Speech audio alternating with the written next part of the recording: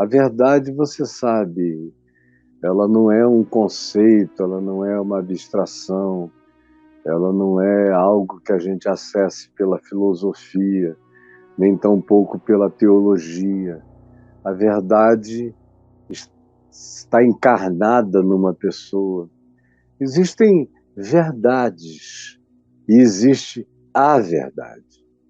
As verdades a gente encontra pela análise, pela ponderação, pela observação multiangular, pela tentativa de distanciamento preconceituoso, pela busca de higiene cognitiva na apreciação o mais isenta que a gente consiga fazer, se colocando no lugar do outro para quem a gente está olhando, na intenção de perceber como é ser aquela pessoa, existir naquele estado, ter tido aquela história, para chegar naquele ponto.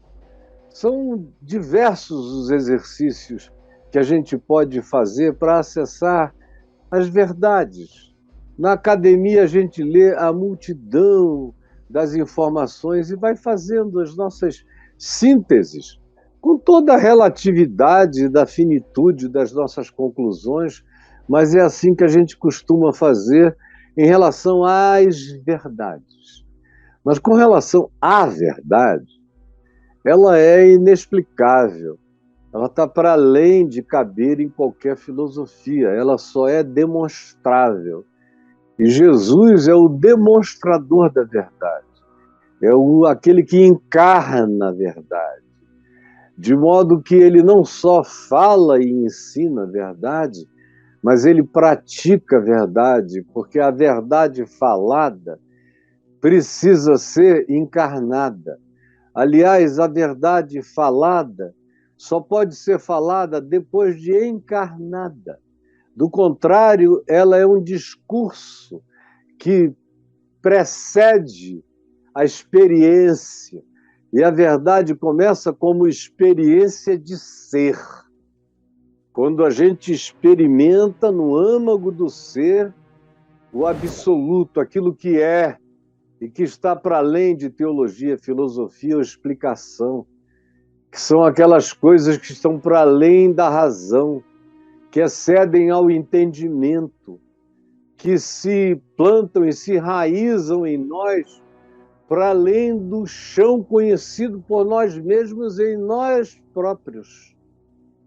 A verdade, portanto, começa na experiência do enraizamento misterioso da realidade de Deus em nós, do amor de Deus, da fascinação de Deus, do constrangimento de Deus, de uma estranha vocação que a gente não sabe muitas vezes nem para quê, mas a gente sente que não encontrou, que não chegou àquilo para o qual nós nascemos para conhecer, provar e abraçar.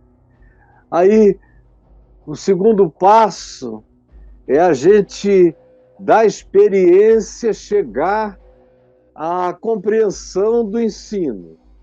E essa experiência que a gente vê em Jesus, encarnada em Jesus, e que houve nos ensinos de Jesus, a gente vê a praticabilidade dessas experiências na vida de Jesus. Ele falou, perdoem sempre, ele perdoou a todos. Inclusive Judas, morreu perdoado.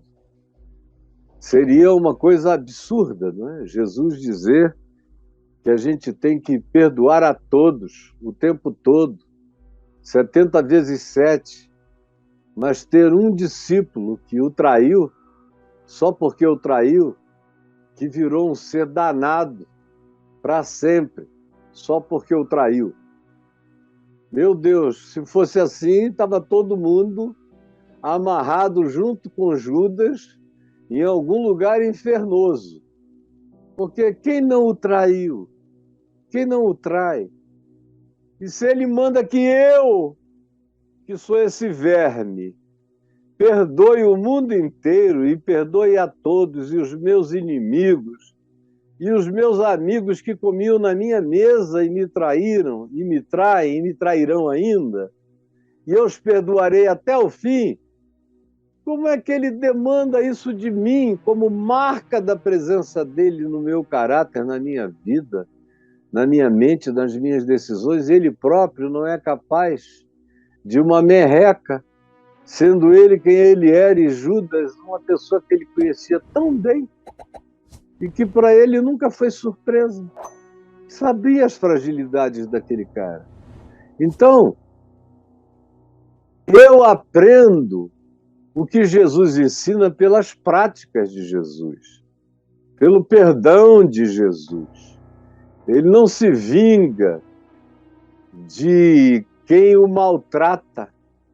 Em momento algum ele faz imprecações sobre ninguém que o perseguia, exceto os fariseus, quando ele diz: ai de vós, porque vocês estão acumulando, as obras de vocês estão fazendo a acumulação de juízo sobre a vida de vocês.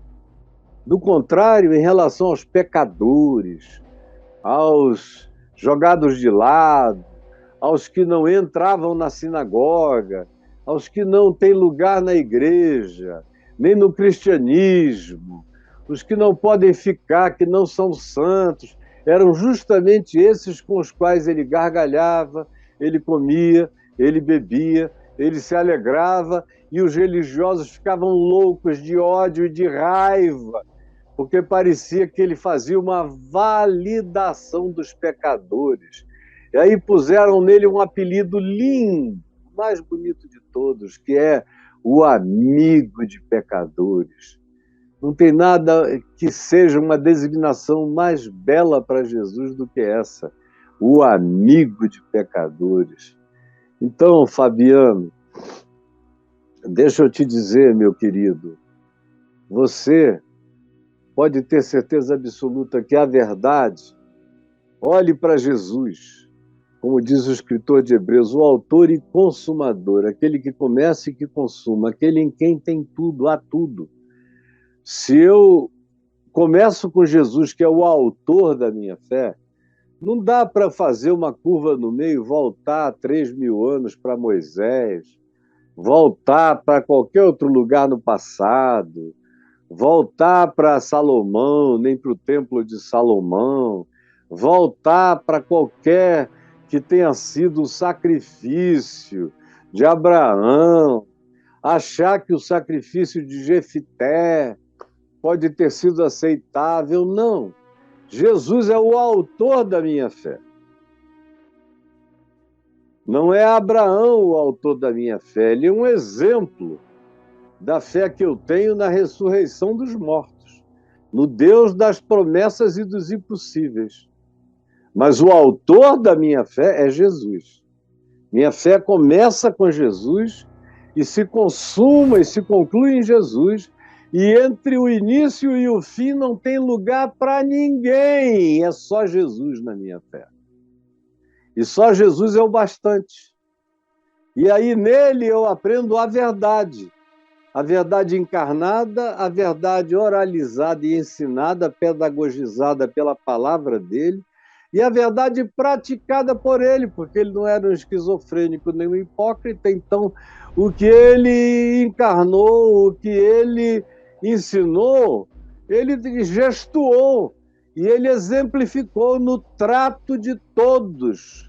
E em todas as circunstâncias, eu aprendo como ser verdadeiro, sendo como Jesus, no aplicar da minha vida a totalidade da existência humana.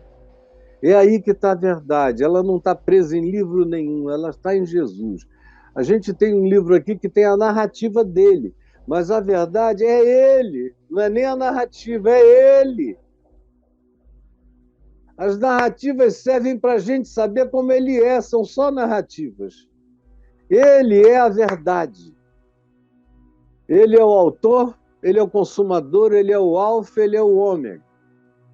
Nele tudo que é definitivo começa. E nele tudo que é eterno se conclui.